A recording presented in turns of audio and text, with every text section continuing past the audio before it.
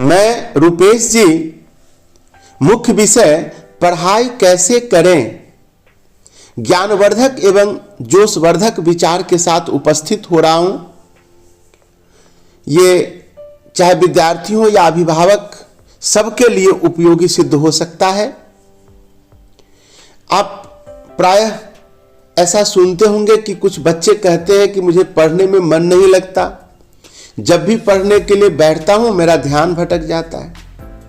तो इस प्रकार के कई प्रश्न के आंसर आपको विभिन्न एपिसोड विभिन्न भाग में मिलेंगे।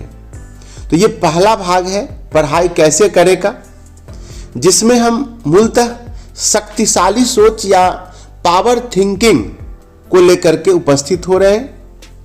आइए कहानी के माध्यम से इसे समझने का प्रयास करें, जो वास्तव में होता भी है। नमन और अमोल दोनों दोस्त साधारण परिवारों से हैं। कौन कौन? नमन और अमोल। घर की दिक्कतों की वजह से उनकी पढ़ाई सामान्य हिंदी मीडियम स्कूलों में हुई। दोनों का एडमिशन बहुत कठिन परिश्रम करने के बाद एक मेडिकल कॉलेज में हुआ, मतलब मेडिकल कॉलेज में दाखिला हुआ। हिंदी मीडियम के छात्र होते हुए भी काफी कठिन परिश्रम करने के बाद उनका दाखिला दोनों का, किनका? नमन और अमोल का कहाँ हुआ? मेडिकल कॉलेज में।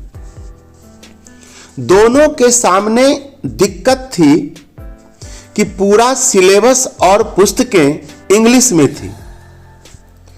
इंग्लिश अच्छी ना होने की वजह से वो क्लास में अपनी बात नहीं रख पाते थे और पढ़ाया गया विषय भी समझ नहीं पाते थे। उनके साथ अधिकांश इंग्लिश माध्यम से पढ़े हुए छात्र थे। नमन और अमोल अन्य छात्रों को धारा प्रवाह अंग्रेजी में बातचीत करते देखते थे तो उन्हें हीनता या शर्मिंदगी महसूस होती थी। कुछ दिन बाद प्रथम सेमेस्टर की परीक्षाएं हुई और दोनों ही अनेक विषयों में फेल हो गए। इससे नमन और अमोल चिंतित थे, क्योंकि दोनों के घर वालों ने उनसे बड़ी उम्मीदें पाल रखी थी। दोनों ने अपने अपने तरीके से समाधान सोचना शुरू किया। अमोल ने शांति से बैठकर सोचा कि सिलेबस, पुस्तकें, परीक्षा सब अंग्रेजी में है और यदि मेडिकल करना है तो अंग्रेजी सीखना ही पड़ेगा। इस सोच में उसने अपने अंदर एक्शन का पावर डाला, अर्थात पूरी शक्ति को जगाया। उसने हिम्मत जुटाई और एक शिक्षक के पास अंग्रेजी सीखने के लिए शिक्षक के पास जाकर अपनी समस्या रखी, बताई। शिक्षक ने सहानुभूति दिखाते हुए उसे इंग्लिश के टिप्स दिए, कुछ विधियां बताई। शिक्षक ने उससे, अमोल से, अन्य छात्रों को भी उसकी मदद करने को कहा कि तुम भी सीख लो और प्रैक्टिस के लिए दूसरे छात्रों के साथ मेलजोल करके रहो। अमोल ने चैलेंज हाथ में ले लिया और जमकर मेहनत की। गलतियां होने के बावजूद अंग्रेजी में बातचीत शुरू की। इंग्लिश अखबार, विज्ञान की जो पत्रिकाएं थी, वो पुस्तकें सब अंग्रेजी माध्यम में पढ़ना शुरू किया। हर बढ़ते दिन के साथ धीरे धीरे उसकी अंग्रेजी बेहतर होने लगी। दूसरी तरफ नमन ने सोचा कि सारा कोर्स, पुस्तकें, परीक्षाएं सब इंग्लिश में है और मैं इंग्लिश में बेहद कमजोर हूं। यह घबराहट उसके मन में हावी होती चली गई। मतलब अमोल के ठीक उल्टा नमन का व्यवहार होता चला गया। वह मन ही मन यह सोचने लगा कि मैं अंग्रेजी नहीं सीख पाऊंगा। वह पीछे होते चला गया। ऐसी ही हीन भावना वाले अन्य लोगों के साथ धीरे धीरे उसका यानी कि नमन का मेलजोल बढ़ गया। चुनौती हाथ में लेने के बजाय उसने अपने जीवन में हीनता को स्थान दे दिया।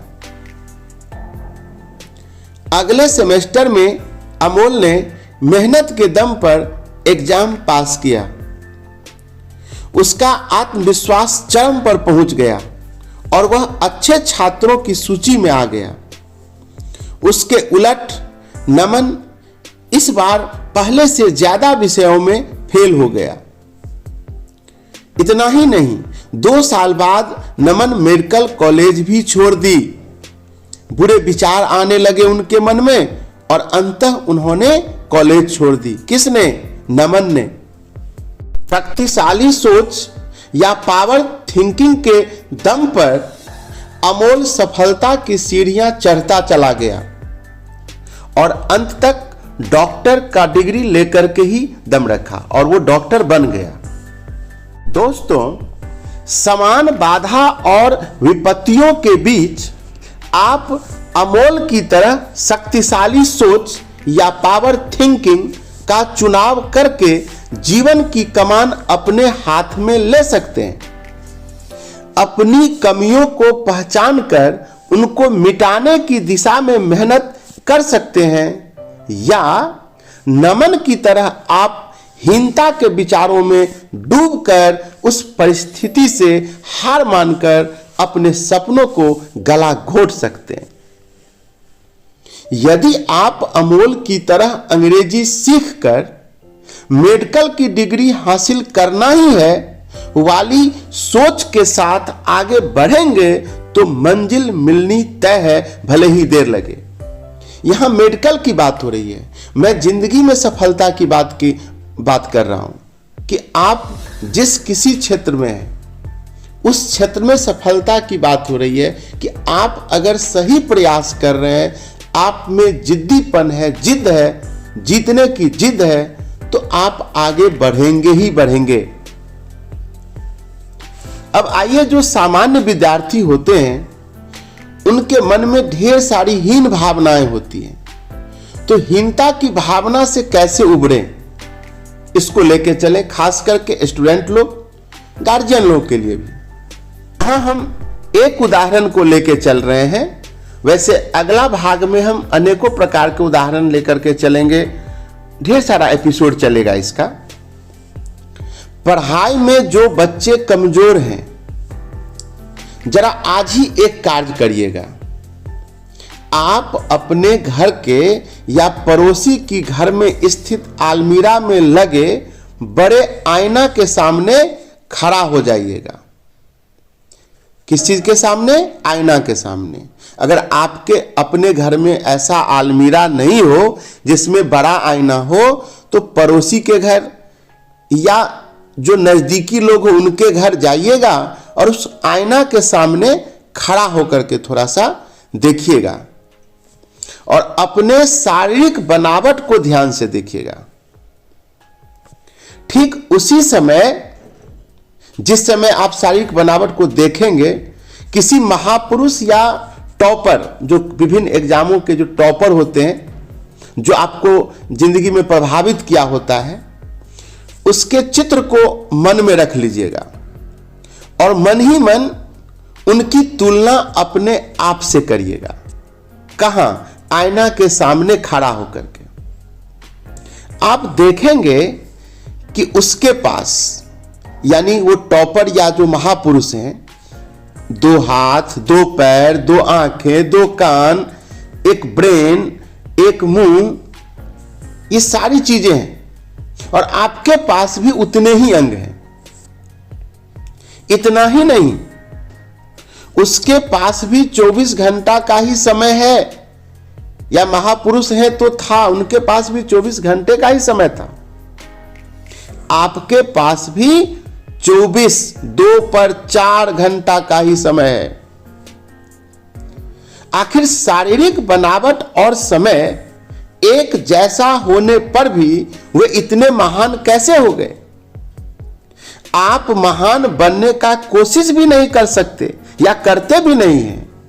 इसका प्रमुख कारण है कि आप पहले से ही यह मान चुके हैं कि मैं स्पेशल नहीं हूं, इसलिए मैं स्पेशल नहीं बन सकता या स्पेशल काम नहीं कर सकता।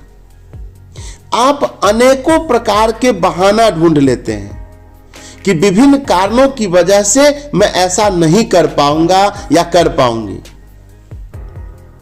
आपका बहाना हो सकता है, पहला, मैं बहुत ही गरीब हूं, एक बहाना हो सकता है। दूसरा, मैं बचपन से ही कमजोर विद्यार्थी रह चुके हैं। तीसरा, मेरे परिवार में कोई भी ज्यादा पढ़ा लिखा नहीं है। चौथा बहाना हो सकता है, मुझे बहुत ज्यादा नींद आती है। पांचवा हो सकता है, मेरा पड़ोसी हमेशा मेरे परिवार वालों के साथ झगड़ता रहता है, जिससे मैं टेंशन में रहता हूं।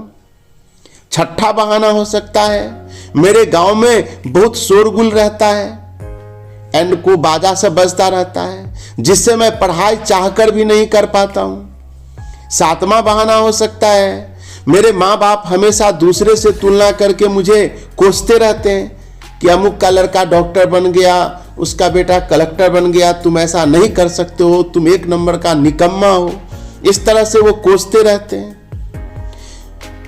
आठवां बहाना हो सकता है कि मेरे रिश्तेदार के लोगों के द्वारा अनाप शनाप प्रश्न पूछकर मुझे टॉर्चर किया जाता है। जैसे मान लीजिए अभी बोर्ड का एग्जाम होने वाला है, 12वीं का, 10वीं का, और कोई ऐसा गार्जियन पढ़ा लिखा आ जाए जो कम पढ़ा लिखा है और वो जमाना चाहते हैं और उस बच्चे से ऐसा ऐसा प्रश्न पूछने लगे जिसका उस परीक्षा से कोई मतलब ही ना हो, उसको नीचा दिखाने के लिए उसके माँ बाप के सामने कि आपका बच्चा कमजोर है, ये भी एक हो सकता है। इसी तरह से नौवां बहाना हो सकता है कि मेरे दोस्त के पास बहुत ही अच्छा मोबाइल है, मेरे पास नहीं है, न ही मेरे माता पिता खरीद देना चाहते हैं। 10वां बहाना हो सकता है कि गरीबी के कारण मुझे लेबर बनकर माँ बाप के साथ खेतों में कार्य करना पड़ता है। अनेकों प्रकार का बहाना हो सकता है, परंतु अगर आप पॉजिटिविटी के साथ रहेंगे, पॉजिटिव सोच रखेंगे, तो आपको कोई नहीं रोक सकता है, आपको आगे बढ़ने से कोई नहीं रोक सकता है। ये पहला भाग था। हम ये सब जो कारण है बहाना का, इस सब को बारी बारी से हम बतलाएंगे। अगला भाग में कई भाग चलेंगे और स्टूडेंट के लिए खास करके बहुत ही लाभकारी होगा। ठीक है, आप सुनेंगे और पढ़ाई में मन कैसे लगे उस पर भी हम बिल्कुल चर्चा करेंगे। तो अंत तक सुनने के लिए बहुत बहुत धन्यवाद। स्वस्थ रहिए, अपना ख्याल रखिए।